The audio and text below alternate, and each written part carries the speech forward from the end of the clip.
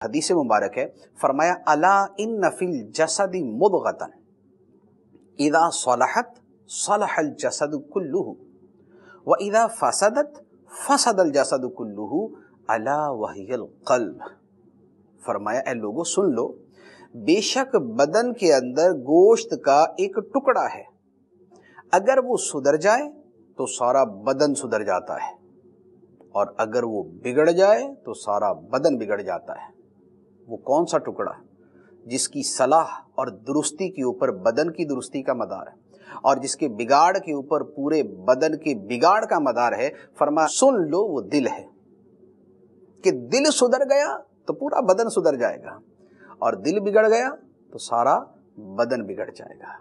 دل سدھرتا ہے، دل کے اندر جب تقوی آتا ہے، فَإِنَّهَا مِن تَقْوَى الْقُلُوبِ، تو بے شک یہ دلوں کے تقوی میں سے ہے۔ جب دل میں تقوی پیدا ہوتا ہے، جب دل کے اندر پاکیزگی پیدا ہوتی ہے، جب دل کے اندر نور آتا ہے، جب دل کے اندر روحانیت آتی ہے، تو اس کے آثار پورے بدن پہ نظر آتے ہیں۔ آنکھیں جھک جاتی ہیں، حرام نہیں دیکھتی، کان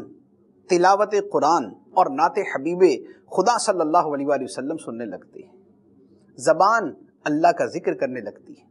ہاتھ اللہ تعالیٰ کی اطاعت کے کاموں میں ہی استعمال ہوتے ہیں، قدم خدا کی بندگی اور فرما برداری کے مطابق ہی اٹھتے ہیں۔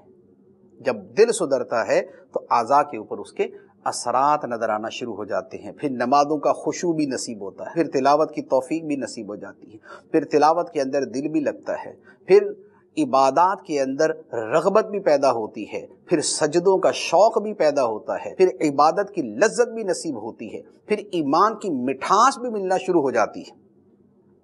پھر قلب کو صفائی ملتی ہے۔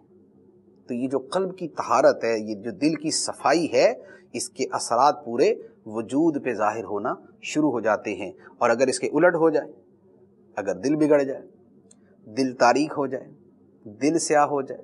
دل پہ زنگ لگ جائے،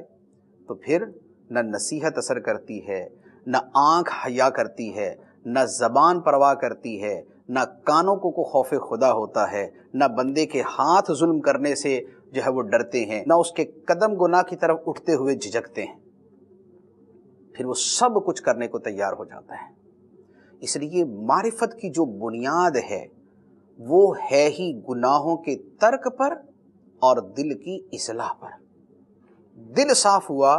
تو معرفت نصیب ہوگی، اور دل صاف نہیں ہے تو معرفت نصیب ہونے کا سوال ہی پیدا نہیں ہوتا۔